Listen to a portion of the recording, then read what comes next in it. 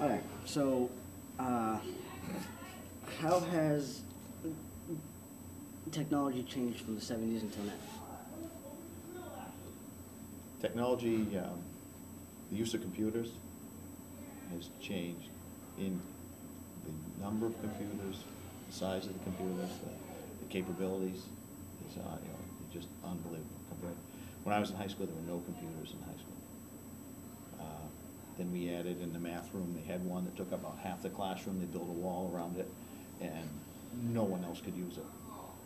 We'd see people go in and like, what are they doing? Oh, they're using the computer. Oh, that sort of thing. Okay, so it was very limited use. Calculators were $500 or $600.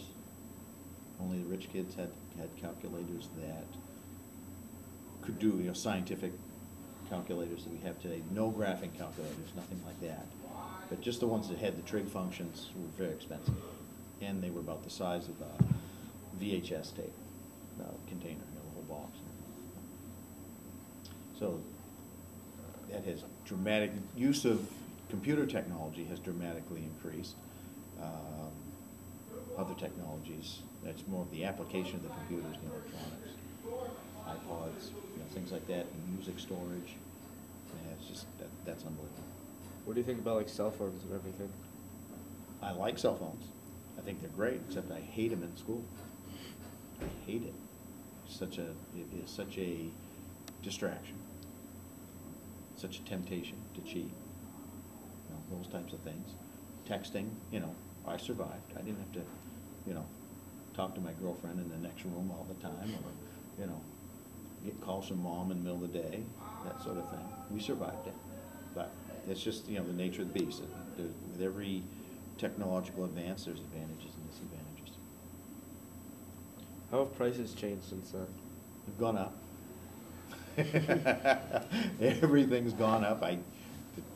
Percentages, I don't know, but I remember when I was in college,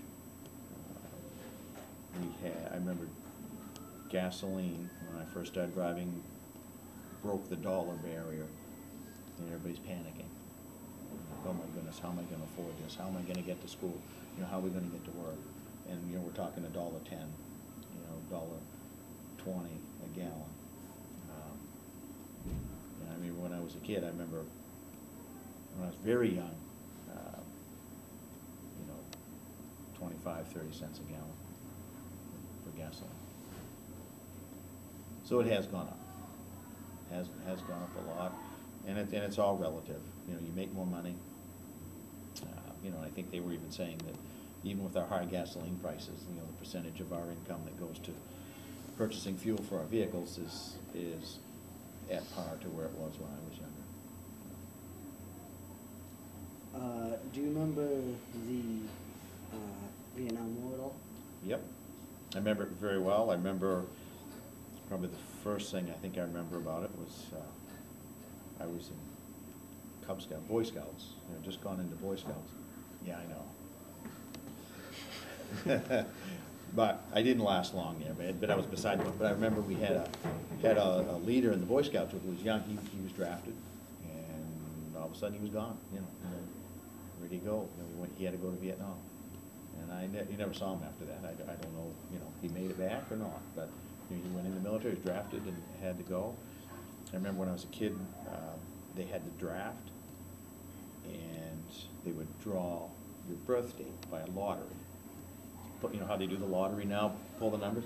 They had the same idea, and they pulled, and the ball would have the birth dates on it. And they do that once a year. And if your birth date came up first, that meant you had a really high chance of being drafted.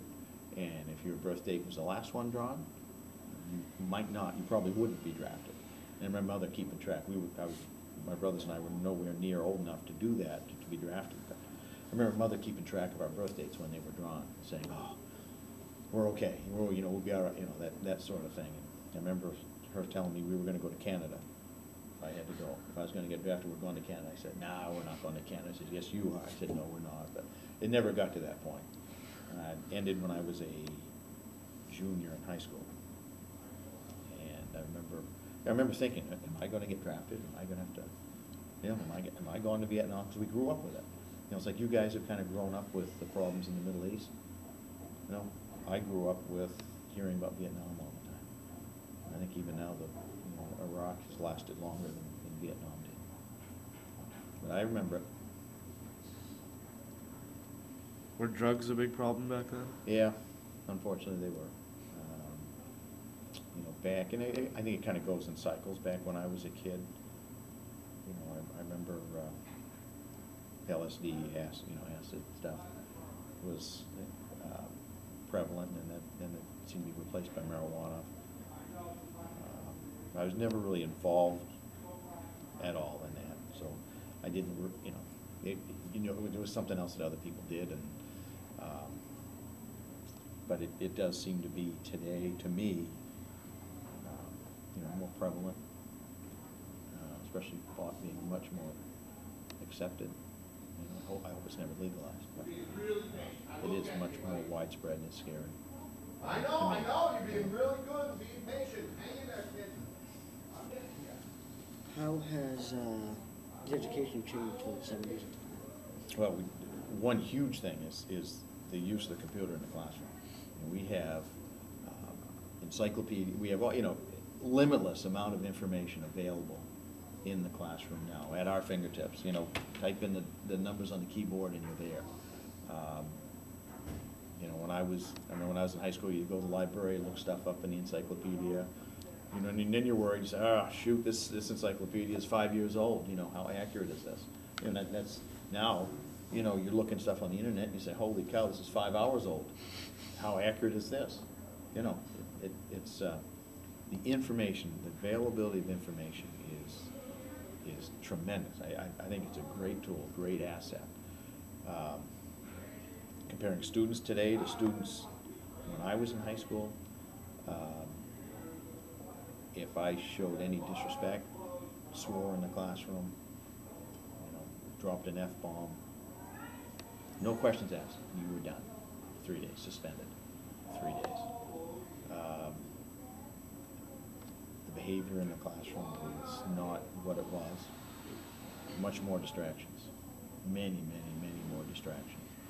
And part of that is the changing economy. We have fewer opportunities for students that we had when I was in high school. For example, paper mills, or shoe shops, or agriculture. You had those opportunities for kids that really didn't fit well in school. You had those opportunities that they could go. You could go work in a paper mill, take an entry-level position, work hard, and be successful.